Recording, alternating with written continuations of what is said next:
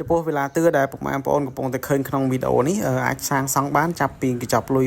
37,000 ឡើងផ្ទះទំហំក្បាល 7 ម៉ែត្របដោយ 14 ម៉ែត្រចុច 3 ផ្នែកខាងក្នុងរៀបបានបន្ទប់គេង 3 បន្ទប់ទឹក 2 បន្ទប់ទូភ្ញៀវហើយនិងផ្ទះបាយផ្ទះនេះយើងរៀបជាងជំវិញឥដ្ឋ 20 ខាងក្នុងឥដ្ឋ 10 ទីតាំងដែលយើងសាងសង់នៅខាងភូមិព្រែក 1 ឃុំសំរោងទឹកដីស្រុកភ្នំកវាញខេត្តពោធិ៍សាត់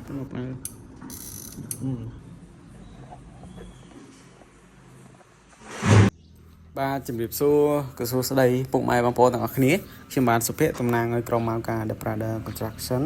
ថ្ងៃនេះខ្ញុំមកបញ្ចប់ការឋានវេលាទិររបស់ពួកខ្ញុំមួយដែលមានទីតាំងសាងសង់ដូចខ្ញុំបានបញ្ជាក់ខាងលើនៅខាងពោធិ៍សាត់ណាហើយផ្ទះនេះគឺទំហំក្បាល 7 ម៉ែត្របដោយ 14.3 យើងគិតពីទស4ដើមខាងមុខទៅណា14 ម៉ែត្រចុច 3 ហើយខាងឆ្វេងដៃនេះយើងលានខ្ទង់ 8 តឹកខាងឆ្វេងដៃយើងមានសាច់លានចំហៀងដែរយើងលានជាកន្លែងបន្ទប់ផ្ទះនេះស្អាតណាស់ពុកម៉ែបងប្អូនហើយ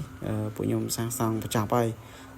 ជំរឿនទៀតខ្ញុំទៅដោយសារតែនៅផ្នែកខាងមុខហ្នឹងគិតមានរោងនៅខាងមុខពេលអញ្ចឹងយើងថតមិនសូវបានឃើញពេញទេហើយផ្ទះនេះអាចសង់បានមកហើយដោយរូបភាពដែលពុកម៉ែបងប្អូនបានឃើញហ្នឹងគឺចាប់ពីកញ្ចប់លុយ 37,000 ឡើងបង 37,000 ក្រាស់ហ្នឹងណាបាទតែគាត់ថាយើងអត់រួមទ្វារសុវត្ថិភាពខាងមុខទេបើមិនជារួមទ្វារសុវត្ថិភាពខាងមុខវាចូលដល់តម្លៃ 38,000 អញ្ចឹងបងប្អូនហើយ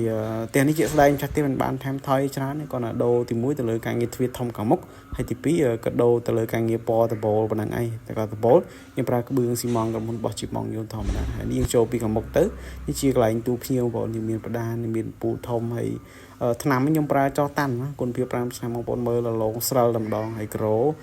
បងក៏មានថែមទេក្រូជើងជើងបន្តាក់ផ្លូវដើរកដានៅស្ដាំដៃនេះយើងមានបន្ទប់គេងមួយបន្ទប់មេក្រូសាទ្វារបន្ទប់គេងយើងប្រើទ្វារសុវត្ថិភាពទាំងអស់ណាបាទគាត់ថាទ្វារបន្ទប់គេងវាតម្លៃធូរថ្លៃទេបើទ្វារធំខាងមុខបានថ្លៃ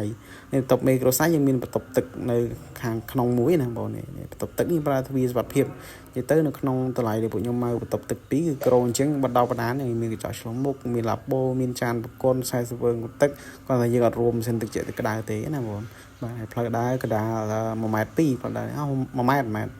ទៅផ្ទះត្រឹម7 ម៉ែត្រយើងយកត្រឹម1 ម៉ែត្រទេផ្លូវដើរហើយបន្ទប់គេងទី2យើងមានបដានមកផុងទៅបានទំហំប៉ុណ្ណឹងបងតាមអ្វីដែលយើងរៀបណាហើយតងទ្វារពូភ្លើង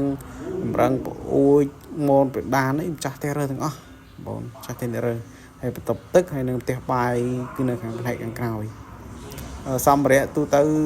ក្រុមគេខ្ញុំមិនដឹងទេបើពួកខ្ញុំអុយរើសមកស្រឡាញ់បងប្អូនកុំភ្លេចចុច like follow share ក៏ subscribe YouTube មួយផងបាទហើយ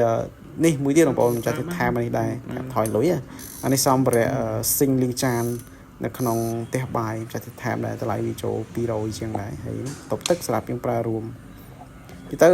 ពួកខ្ញុំធ្វើបងប្អូនមក clean មកស្អាតចឹងឲ្យពេលហើយគឺសម្អាតជូនទៀតគាត់ថាការងារពួកខ្ញុំធ្វើពួកខ្ញុំចិត្តចង់អញ្ចឹងតម្លៃក៏ទៅតាមនឹងដែរបងប្អូនព្រោះការងារចិត្តចង់ធ្វើមិនបានលឿនទេព្រោះការងារគឺបែបហ្នឹងបងប្អូនធ្វើយកស្អាតគឺចំណាយពេលច្រើនអញ្ចឹងពុកម៉ែបងប្អូនដែលមានបំណងសាងសង់អាចតាក់ទងបានពួកខ្ញុំទទួលមកការ25ខេត្តក្រុងតម្លៃជជែកគ្នាបានតាមពេលវេលាតាមទីតាំងសាងសង់ដែរអរគុណច្រើនអញ្ចឹងជួបគ្នានៅក្នុងវីដេអូក្រោយ